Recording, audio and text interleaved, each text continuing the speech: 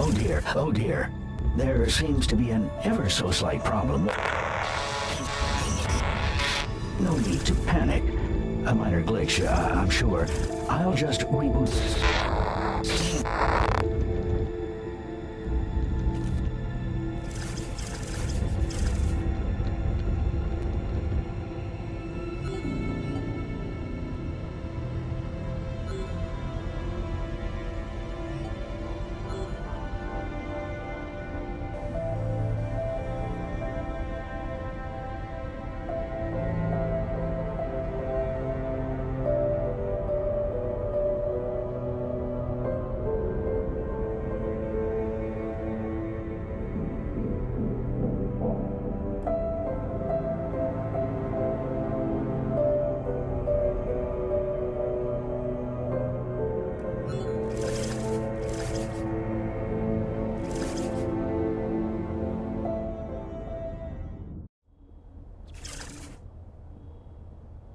Rob, are you there? Yes. Apologies, Doctor. That thing disrupted communications. I'll analyze the logs. Good. Rob, I'm issuing a code 12. Code 12? But the cadet's loyalty threshold... Cadet, your section leader and several more senior researchers have fallen ill. You need the truth now. Doctor! You've probably been thinking this is a lot of trouble to go to for a museum. Rob, do you have the visual support for Code 12? This is very risky, Doctor. When the Svalbard station was built, core samples revealed something dangerous, locked deep in the ice. An ancient macrovirus, perhaps millions of years old. You were safe as long as the virus remained on ice. With global temperature rising and ice receding, we knew it would eventually spread. We've analyzed genetic data from thousands of specimens on every continent, going back 150 million years. Immunity remains elusive. We need a breakthrough. We need you, Cadet. If we had more time to train, the cadet would be qualified. The Cadet is healthy. I cannot bear to imagine what will happen if this virus spread any wider than it already has. You must continue the research. Yes, Doctor.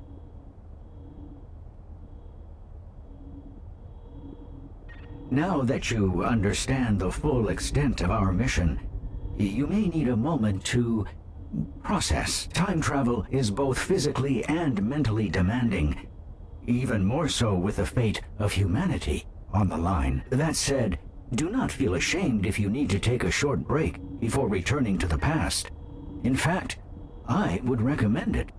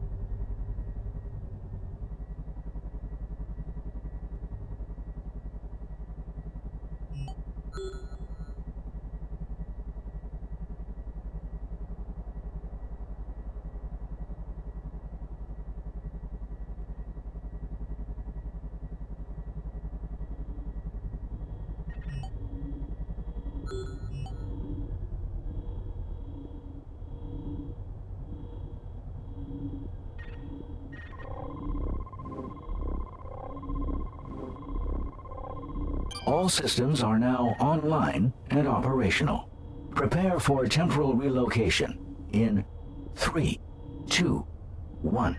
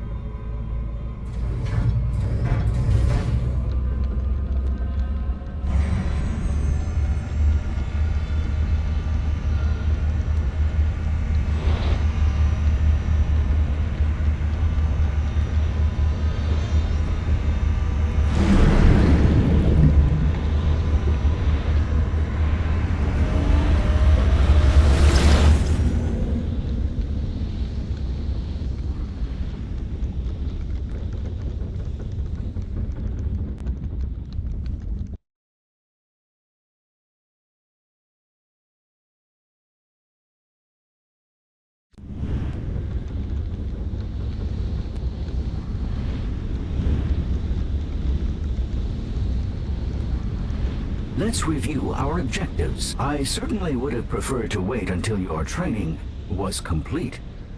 Research is more than pushing a few buttons and following instructions, you know. Ali is halfway through his PhD. And you? What are your qualifications? No, don't answer that. If the doctor says you're ready, I have no choice but to guide you. I do hope you'll take this seriously. Right. Objectives. Our primary research target is the Elasmosaurus. Latin translation, thin plate lizard. It's not clear to me yet how this specimen connects to the virus the doctor described, but it is not for us to question. We serve to collect. The Elasmosaurus had an extremely long neck, 71 vertebrae, according to the fossil record. You may have seen it drawn with its neck winding in elaborate S-shapes, but our current hypothesis posits that it couldn't really do so, rejecting that idea. Illustrators, they do get carried away. Let's see if we can find out more about this long neck.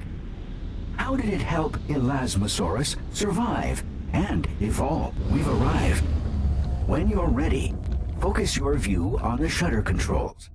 Let's continue our assignment.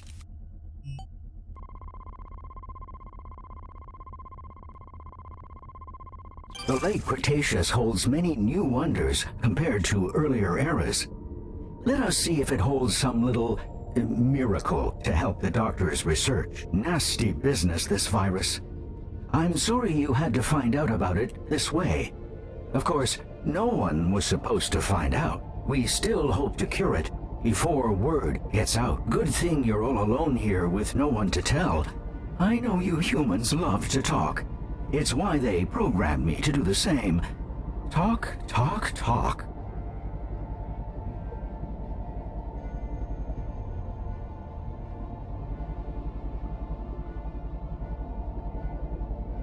Those don't look like aquatic reptiles. More like penguins in our modern age. Please tag one with a probe so we can identify what we're dealing with.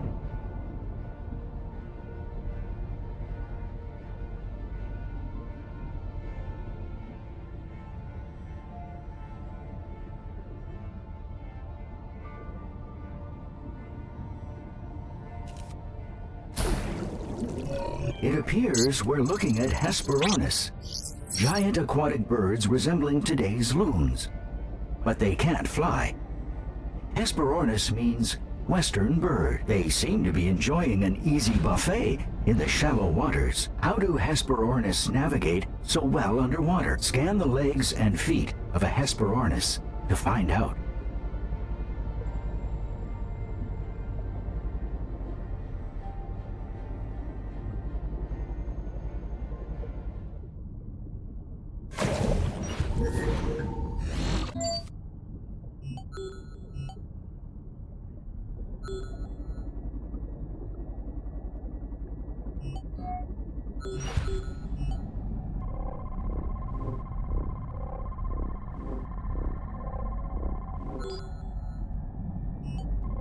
They have long, highly specialized legs and webbed feet, making them very capable swimmers and adept hunters. Ill-adapted to move around on land, though. They would have had to push themselves on their bellies like modern seals. What was the Hesperornis' hunting method? To answer this question, we'll need a new tool, the behavior scanner. As you would know, if we'd had time to complete your training, the behavior scanner allows you to capture live behavior of creatures for later analysis. Behavior scan the Hesperornis at least once as it's looking underwater from the surface.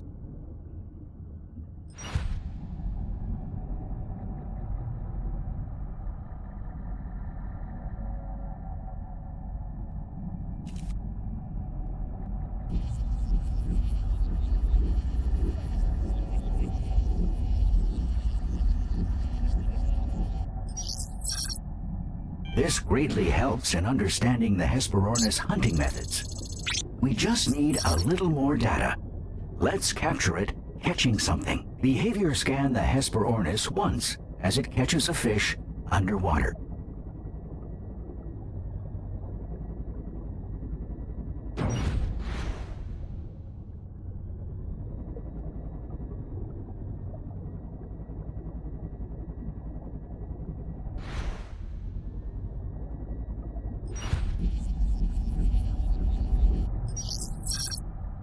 They dive in pursuit and snatch their prey in their beak.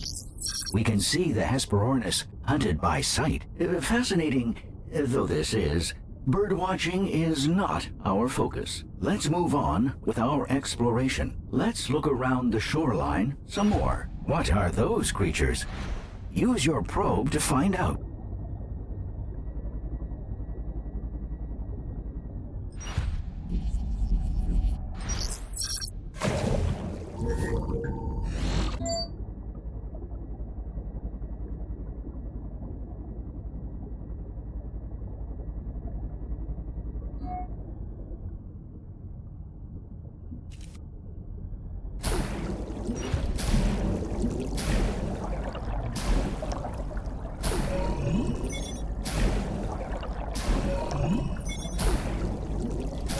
They are plesiosaurs, specifically of the genus Elasmosaurus.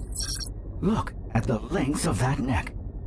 That such a creature could evolve is truly a miracle of nature. This is the creature we've been looking for. Exactly how long was the Elasmosaurus's neck? How was it structured? Ecography scan the entire neck.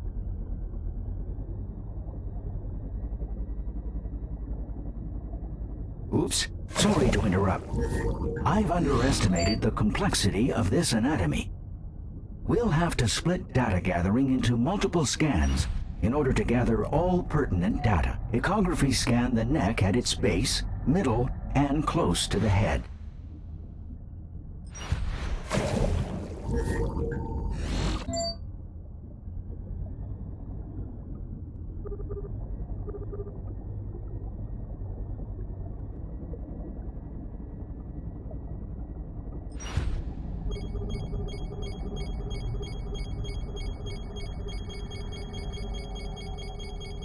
Well done. 2 more left.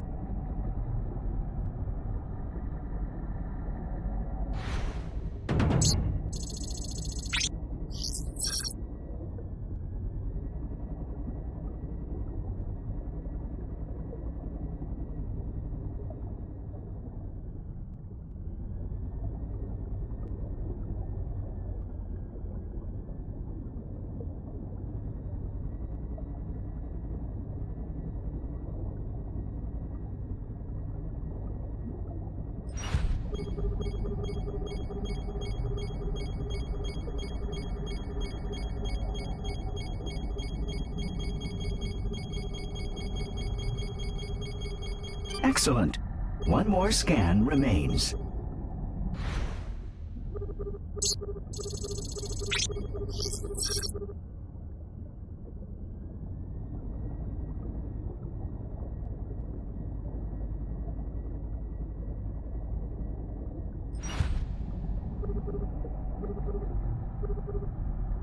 The Elasmosaurus's neck contains over 50 vertebrae. The weight makes it impossible to lift more than its head above water. And when it turns its head, its entire body follows. Its head is essentially a rudder. How exactly did the Elasmosaurus hunt fish? Behavior scanned 3 instances of an Elasmosaurus catching a fish.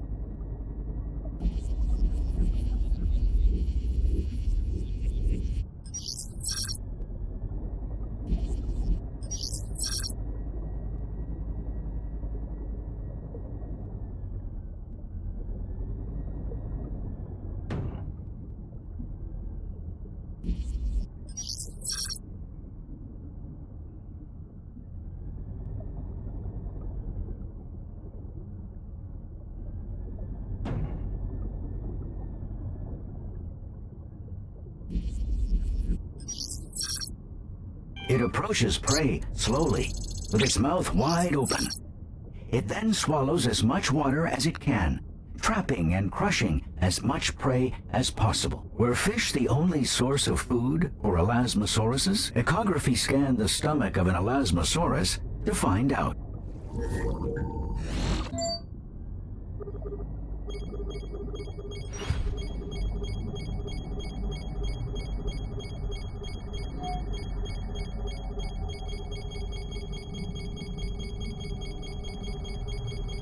We see evidence that their diet included ammonites.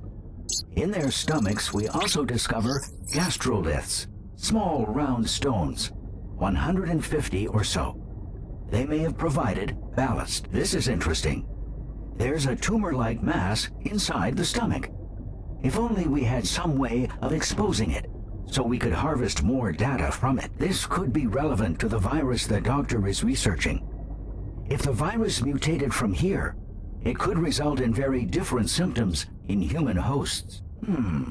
I'm picking up 2 very strange biological signatures some distance from here. One is definitely an Elasmosaurus. It also shows signs of the virus, and it's all alone. Poor thing. The other Elasmosauruses may have pushed it out of the herd, sensing its illness. I'm also sensing something massive in the depths. I have mapped a path to their area.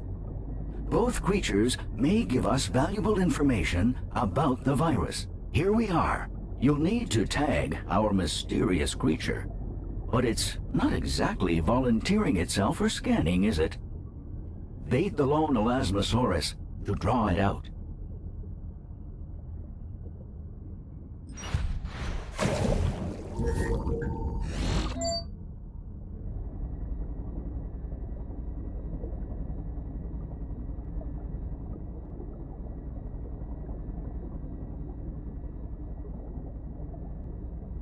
Bait the distant Elasmosaurus to draw our mysterious creature out of the depths.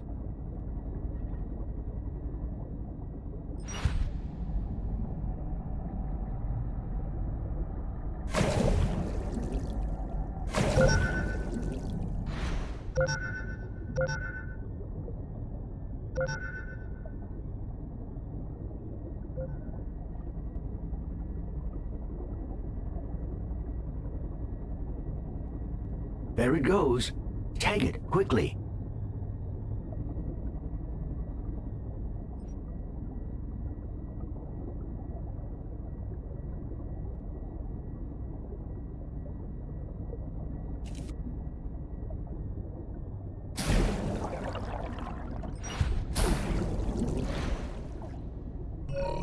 That was quite a scare. It is indeed a massive predator, a Mosasaurus. It was probably already stalking the Elasmosauruses in the area before we enticed it with our bait. Our next action is to determine just how powerful the Mosasaurus bite really is. Echography scanned the Elasmosaurus's crushed neck so we can find out.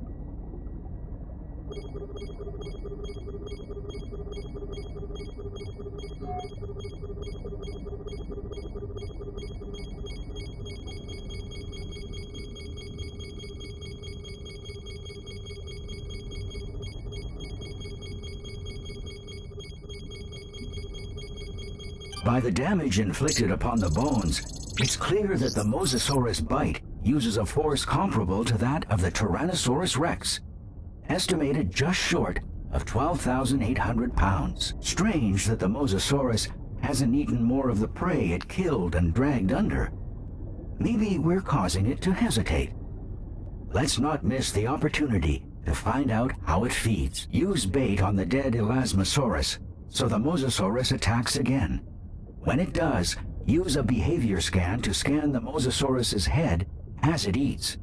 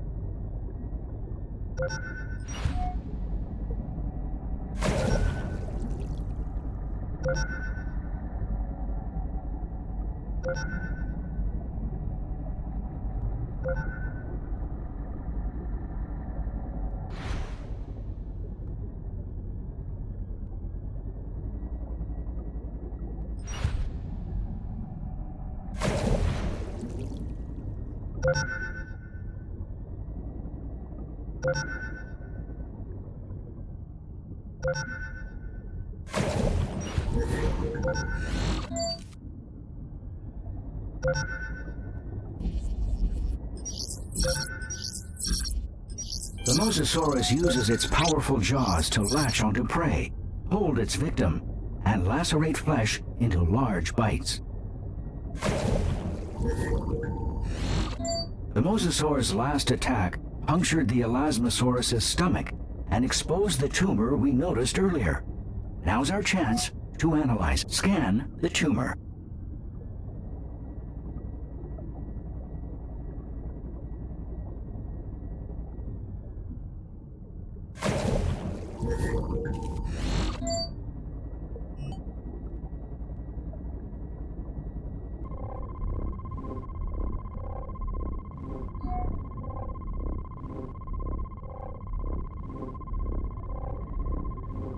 The tumor carries the same genetic information as the virus the doctor is researching.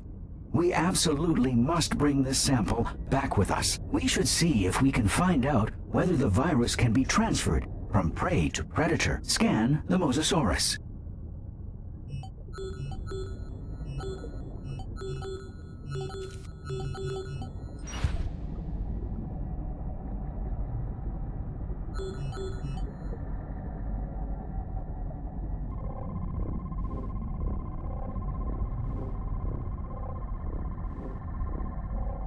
The virus is present in the Mosasaurus. It can be transferred from prey to predator. We must return to Svalbard to upload our data at once. Please scan the portal to initiate the transport sequence.